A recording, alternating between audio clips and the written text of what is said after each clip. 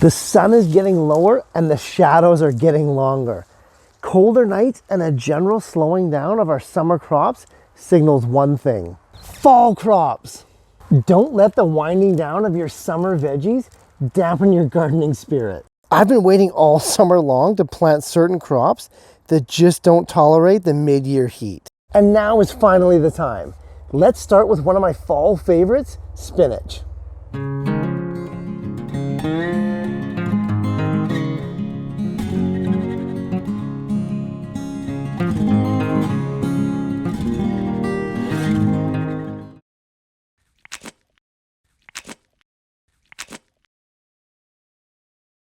First step is pretty universal, and that's prepping the bed.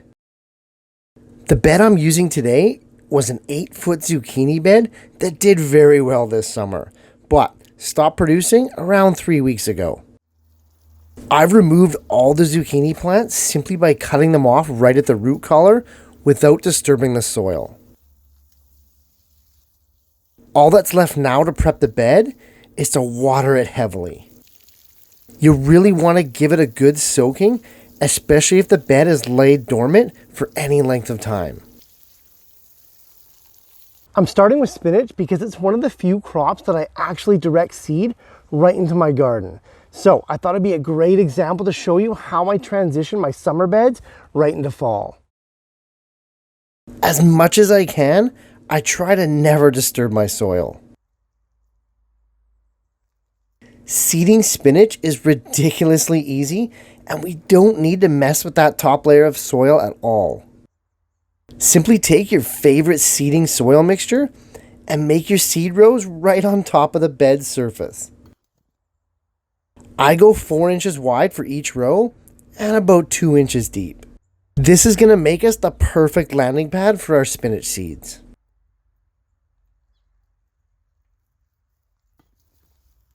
Before I sow, I do like to tamp down the new rows to make it a nice flat surface for the seeds to be sown. It's a lot easier to see the seeds, and that makes it easier to seed more uniform rows.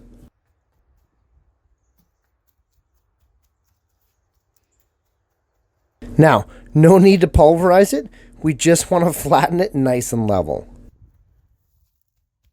Once you're satisfied that you've tamped down that seeding mix nice and even, we can now water those rows to create the ideal landing pad for our seeds.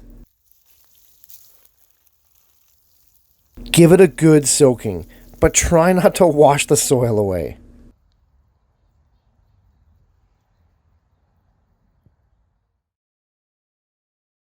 Finally, we can plant the spinach seeds.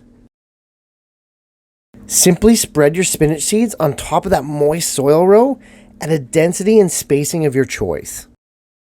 I'm going to seed my spinach at a moderate but a decent density. Easy stuff, and it only takes a minute to do an entire 8-foot row.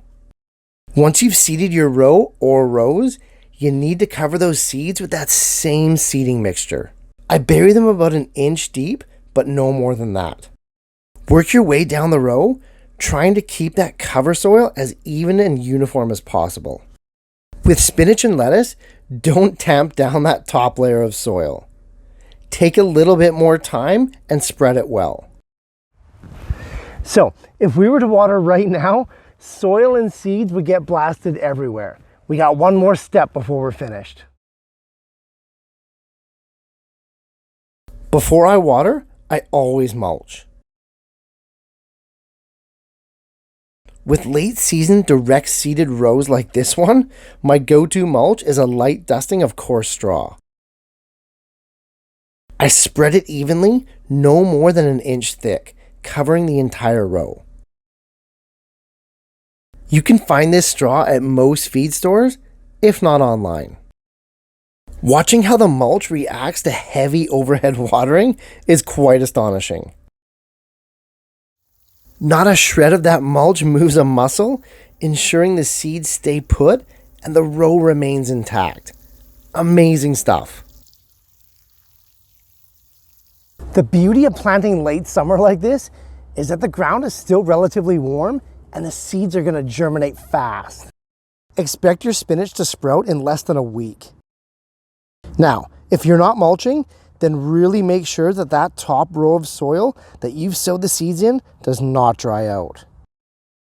And if your beds were heavily harvested all summer long, you may need to amend the soil to replace some of that nitrogen. I tend to incorporate either compost or alfalfa meal, or both, into my soil so I can avoid those chemical fertilizers. The other benefit of sowing a cool weather crop for a second time in the fall is a general lack of pests. Many bugs are shutting it down for the year, and our garden can take full advantage of that and grow freely. So, if you have some time before your big fall crops are going in, or your summer crops are done and you're thinking of shutting it down for the year, think about getting a quick crop of spinach in there. It's totally worth it. Hey, if you guys have any other quick transition crops that you're trying out this year, throw it in the comments down below.